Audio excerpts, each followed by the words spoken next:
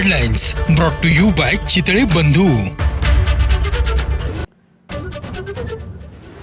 धनंजय मुंडेंचे सहकारी राजेंद्र घनवट आणि पोपट घनवटांनी शेतकऱ्यांच्या जमिनी लाटल्या. अंजली दमानियांचा पीडितांना सोबत घेऊन आरोप. 11 शेतकऱ्यांची दमानियांकडे कैफियत.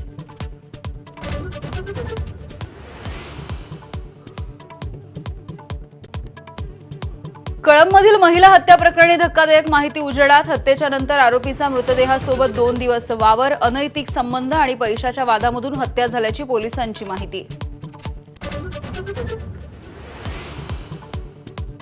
संतोष देशमुखांना बलात्काराच्या खोट्या गुन्ह्यामध्ये अडकवण्याचा विष्णू चाटे आणि सुदर्शन घुलेचा प्लॅन होता. गोपनीय साक्षीदाराची साक्ष एबीपी माझाच्या हाती. प्लॅनिंग होताना साक्षीदार उपस्थित असल्याची माहिती.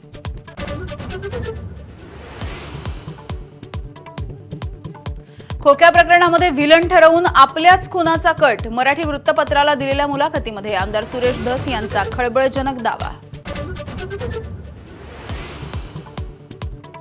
मोदी 75 वर्षांचे होत आहेत म्हणून आरएसएसने त्यांना बोलावून घेतलं. खासदार राऊतांचा दावा.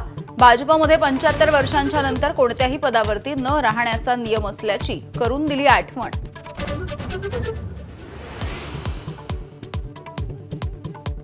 मुंबईत मराठीचा अपमान करणाऱ्या एल&टीच्या वॉचमॅनला मनसैनिकांनी कानशिलात लगावली. तर राज ठाकरेंच्या निर्देशानंतर मनसैनिकांची ठाण्यामधल्या बँकेत धडक.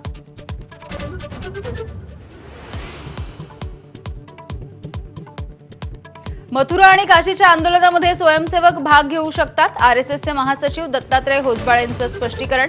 सगळ्याच मशिदींवरती दावा नको. होसबाळेंच्या सूचना.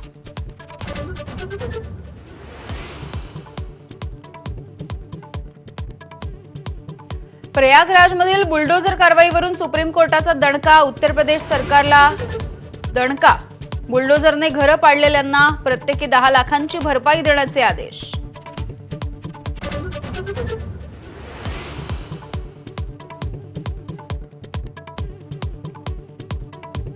वक्फ बोर्ड सुधारणा विधेयक उद्या लोकसभेमध्ये मांडणार. विधेयकावरती 8 तास चर्चा होणार. कामकाज सल्लागार समितीच्या बैठकीमधून काँग्रेसचा सभात्याग.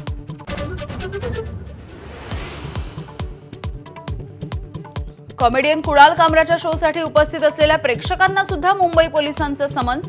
तर कामराच्या व्हिडिओवरती जगभरातून देणग्यांचा वर्षाव. रक्कम कोट्यवधींच्या घरात.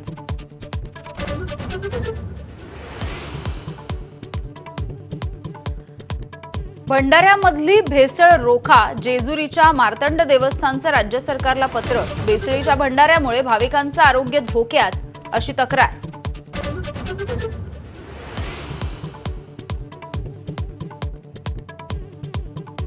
राज्यामध्ये ठिकठिकाणी अवकाळी पावसाच्या सरी. काढणीला आलेल्या गव्हाचं मोठं नुकसान. बळीराजा चिंतेत. आज आणि उद्या कोकणासह अनेक भागामध्ये पावसाचा ऑरेंज अलर्ट.